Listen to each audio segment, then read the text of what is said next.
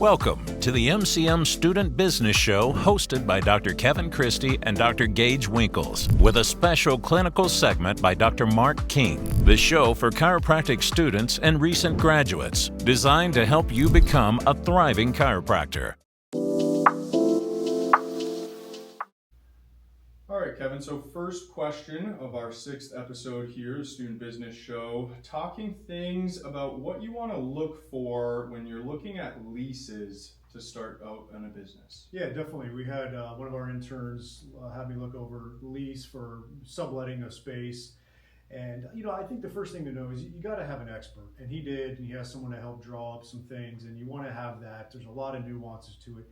I'm not going to dive into things like how much square footage you should have and cost and all that. That's some of the things you really got to figure out from a business perspective. But in the actual lease, some of the things that you want to look over is definitely the length of the lease. And is it 3 to 5? A lot of times 5 is the norm. 3 gives the landlord a little less protection they like, and so you might get less in concessions, right? Because sometimes when you're signing a lease, there's going to be build out, and sometimes the landlord will pay for some of the build out. But if they do that, they're going to want an even longer lease. And so a lot of times you're going to have 3 to 5. Sometimes if you're going to do a lot with a loan, or you're going to do a build out or things like that, or you want ultimate security, you might do a 5 and a 5 or a 3 and a 3. You'll hear it said that way, where it's like, okay, 3-year lease with the first right of refusal to take another 3 years after that. Okay. And then you want to look into there what they're going to put in as an escalator of rent. Sometimes it's a 3% per year. Sometimes it's just a 3% at the end of the next. Okay, yeah, you can have the first right to do another 3 years or 5 years, but it's going to go up this amount. You want to have that type of stuff kind of predetermined as far as that. Okay. Another big one to consider that people overlook is the cost of the HVAC. Who's responsible for the air conditioning is done, toast, you got to replace it. That's oftentimes the landlord, right? What if the AC just is broken and needs to be serviced? That's oftentimes could be the landlord, or it could be under a dollar amount that it's the tenant's responsibility. Okay. So you really want to get clear on the HVAC, because that can get very expensive very quickly. Oftentimes it is the landlord's responsibility, but make sure that that's in there. That's a big one to do. And then, what are some of the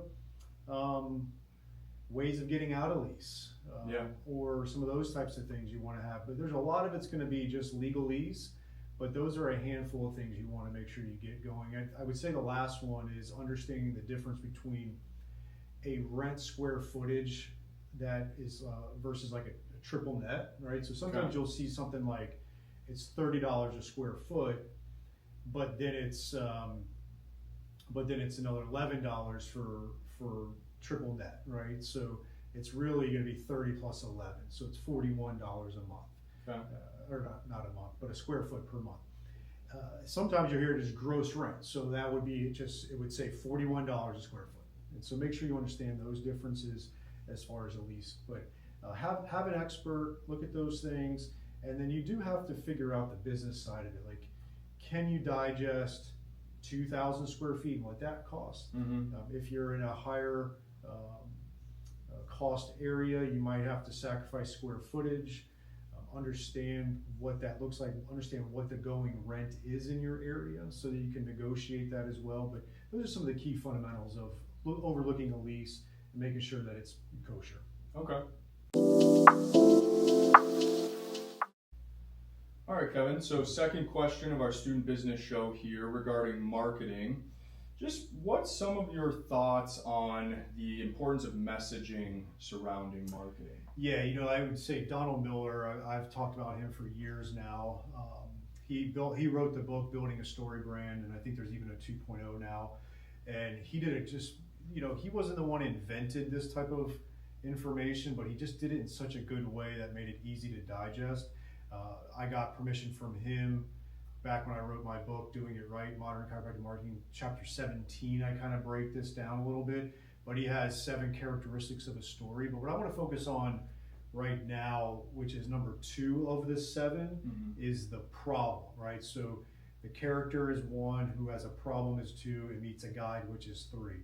The problem he breaks down into three aspects, and this is really important to understand because too many companies or businesses try to sell based on the first one I'm going to talk about, which is external conflict, but people really buy on the second one, which is the internal conflict, and then I'll talk about the philosophical. So the first one here that he talks about is going to be your external conflict. Okay, so this is like you have the leak in the roof, right? Or I like to always bring it back into our profession, and let's talk about this as the condition, right? So it's the dad with shoulder pain. So I'll give you the character is the dad. His problem is shoulder pain. A lot of people will deal with pain and injury for a long time and not do anything about it, right? And just because they got shoulder pain doesn't mean the person's going to do anything. And so the external conflict, the problem this dad has, is the shoulder pain, right? So whatever that is, impingement, rotator cuff strain, labral tear, that's the external conflict. And you want to understand that, that's great. But then what happens is number two is you have the internal, this is like the deep-rooted thing here, the internal conflict. This is what's going to motivate the dad to go do something about the shoulder. And in a story I told in the book was, this is the dad with shoulder pain who can't play catch with his son now, right? So an example, the internal conflict is can't play catch with his son. And that drives all kinds of emotions for a dad or anybody, right? Is when you can't physically do something and play with your kids. And that is now going to drive that dad to go find somebody to help him play catch, right? Like, yeah, he wants his shoulder better, but he really ultimately wants to play catch. And that's what's going to motivate him or her to go and find a solution. Then you got the third part, which is philosophical, okay? And this is not like the philosophy of chiropractic. I'm not going to go down that rabbit hole. This is the philosophical conflict are things that they don't want, okay? So this dad with shoulder pain who can't play catch with his son wants a solution but doesn't want surgery, doesn't want to be told he needs 8 weeks of rest, doesn't want pills or drugs, right? He wants call it a natural solution to this, and he wants to be able to play catch soon, right? And so now he is going to try to find somebody that's going to get rid of his shoulder issue so he can play catch, that's not going to do those things that we mentioned. And that's how, we position ourselves well as chiropractors, is we can get him to play catch by fixing his shoulder without pills, drugs, or surgery. And that would be the messaging I want to hone in on. And then you want to do that consistently with your marketing, right? And what I just did here with these three, in the dad, in the shoulder, and the catch, you can do with anything, right?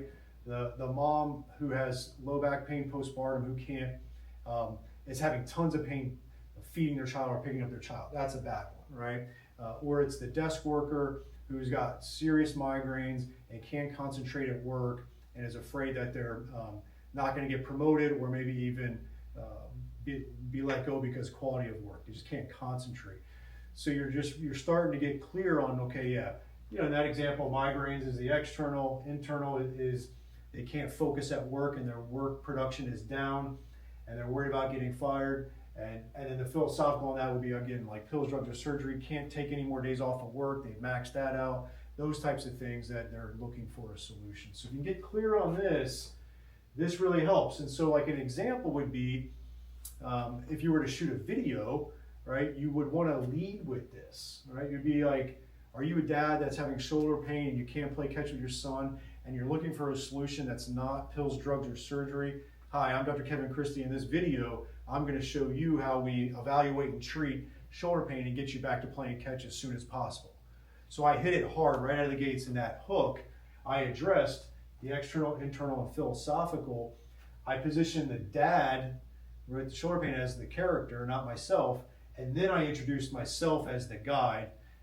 They don't want to hear my name right away. They want to hear that after that. So that's how you can get really clear on any of your target audiences, the problem they faced. And the external, like if you took a golfer, you could do a video or whatever, a blog, any type of content, And it could be, the external could be on low back engulfer, it could be shoulder engulfer, it could be wrist engulfer, it could be hip engulfer, right? There could be multiple externals that might have similar internal and philosophical, and you create content targeting that and show what you do. So that's what I would really get good at that, and understand how that works, and then you can apply that to all of your target audiences.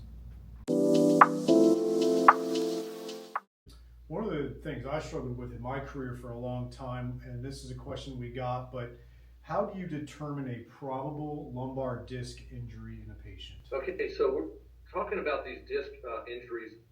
There's a bunch of variations on this idea, but there's a few key ones that are going to be, you're going to see on a day-to-day basis. The obvious one is the herniated nucleus, and that's that patient comes in often with acute and severe pain, whether we're talking about cervical, or in this case, we're talking about lumbar. But this is where you really have to develop your ability to do a great neurologic exam. So you need to be able to do it in a very time-efficient manner. So that comes with practice. If you're a student, you need to practice that neurologic exam, reflexes, motor strength, sensory examination, straight leg raising, and so on. Then you can add in directional preference, and that will help us. So we talk about a herniated nucleus pulposus, we talk about a degenerative disc disease, degenerative joint disease, osteoarthritis, an internal disc derangement. Now, you can confirm the herniated nucleus on an MRI. With degenerative disc disease, you can confirm that on an X-ray or MRI.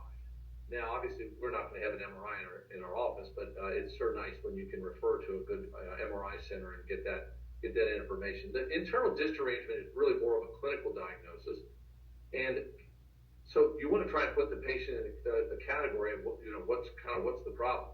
So you can say what the disc is the pain generator. That's fine. I really want to know what's driving the disc problem.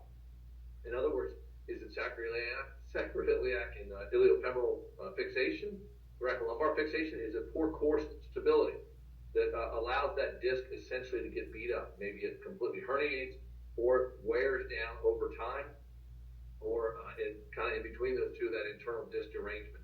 MDT talks a lot about the internal disc derangement, and then when you do your directional preference, you're able to put them in a spine-sparing direction to help give them their take-home rehab, if you will.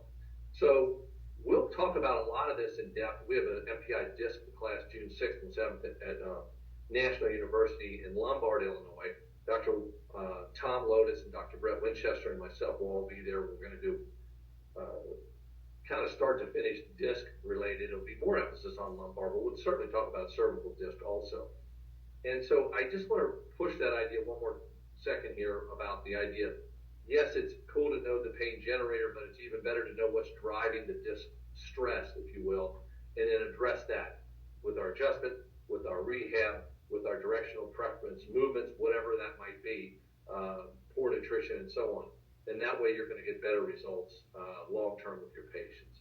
So hope to see you in Chicago, Lombard, outside Chicago at National on June 6th and 7th. Thank you.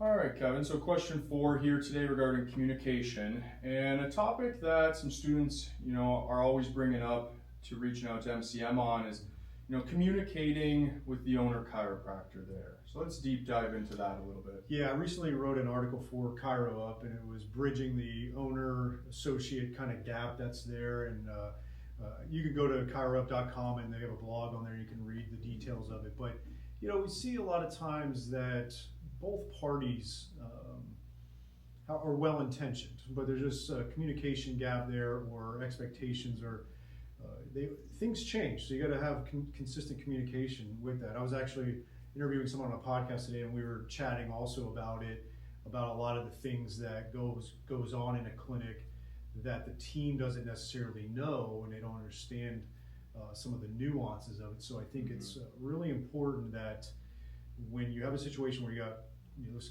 say 2 doctors, one's owner, one's associate, or partners, you need to have I think a set cadence to meet, whether it's every month.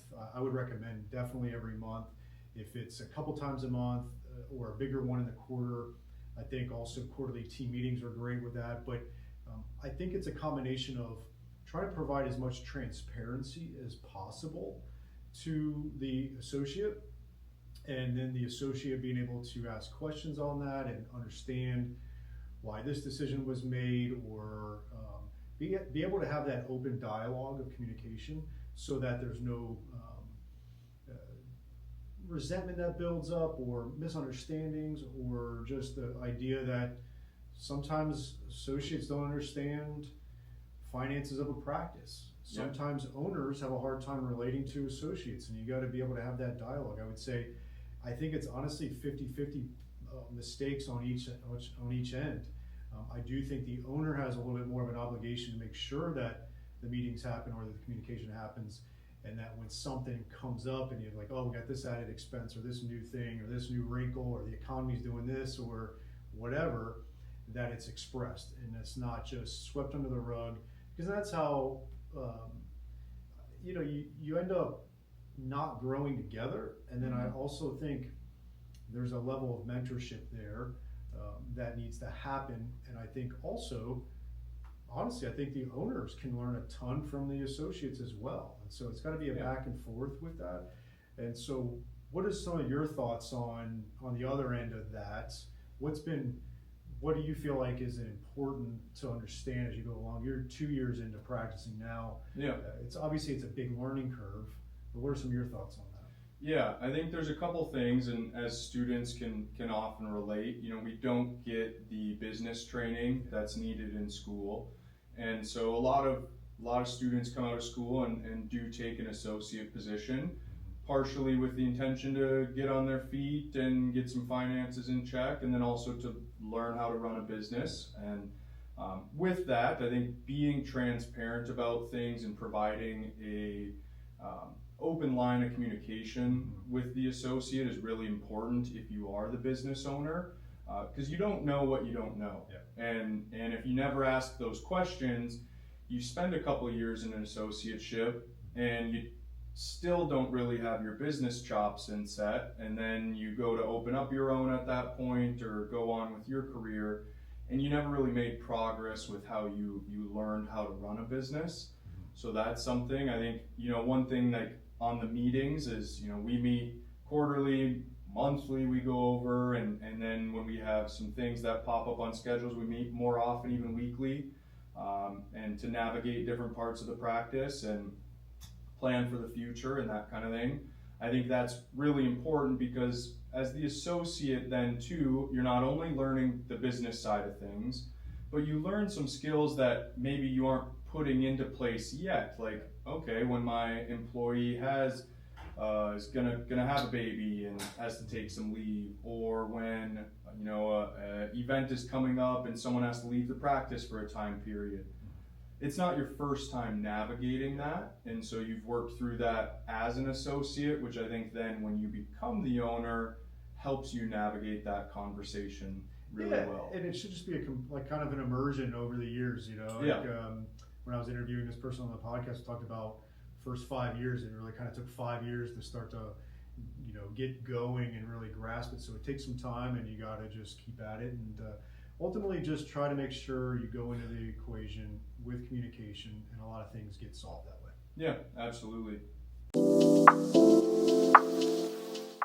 All right, Kevin, so fifth and final question of our student business show here, talk about career development. Give us your brief thoughts on the future of chiropractic. Yeah, actually, so reference where this comes from. I actually did a solo episode of this on the podcast. Hasn't been released yet, but Dr. Dennis Short, he wrote a two-parter titled that, The Future of Chiropractic. I think part one was January of 2026, part two is February 2026 in Dynamic Chiropractic. And I thought he did a good job of breaking down, so I recommend reading that and checking that out. But yeah, he kind of, he laid the landscape of, the challenging things. Like he talked about student loan debt, there's no doubt about it. He's trying to put the, kind of kick the school. He's actually president of Campbellsville University, I believe. Yeah. And he's talking about how schools need to get more financially efficient, right? Like there's a lot of costs, and school needs to figure out a way to make it a little bit more affordable for students. So that's a big one. He talked a lot about the politics of the Medicare part, right? So combating the Medicare situation, hopefully we can win that battle. Obviously the insurance is challenging. And so he talked about the struggle, and there's actually been quite a bit of decline of students entering into chiropractic school, which on the surface of it, someone that's already in practice, like, oh, that's good, less competition, but it's actually, he makes a case for why that's not a good thing. So that's something to take consideration as well. But then, he kind of rounds it out with the direction, potentially a path forward. So I do think there's a great future for chiropractic. What I'm excited about is that I don't think AI is going to impact us negatively. I think it's going to help us a lot. The only way I could see AI impacting chiropractors is if everybody loses their job and nobody has any money to afford to come see us. Which who knows? But it's not going to impact us. It's not going to do what we do. It's going to enhance what we do, I believe. So that's good. Right. I remember a few years ago, I had Bill Morgan on my podcast, and we talked about the exciting things happening in chiropractic and how we are, we're part of every sports team professionally. We're in hospital systems now. We're inside corporations. There's just like all these opportunities that are happening, which is really good. I think there's new technologies coming out that make it exciting to be a chiropractor. I think group practice is one of those things that could be good for a lot of people. So there's definitely a path forward, and I think there's a bright future within chiropractic. I think just like any type of healthcare, it's not easy right now, right? It's just nothing is easy. Even if we have patients, which is nice. You kind of get the lay of the land of other professions, and whether we're talking to attorneys, they're always complaining about what they've got going on, and you talk to other type of doctors, they're complaining. You talk about corporate employees, everybody's got their struggle, but I do think we have a bright future. But there are things that need to be figured out, just like anything else. So I did enjoy that. I recommend reading through that, and then I did a podcast episode with a little more in depth on what I think will be a good path forward. Now that you're getting a taste of understanding what ethical chiropractic business is all about, head on over to the Chiropractic Success Academy to check out our special student discount and continue your business development. You can visit CSA at csacircle.com to find out more.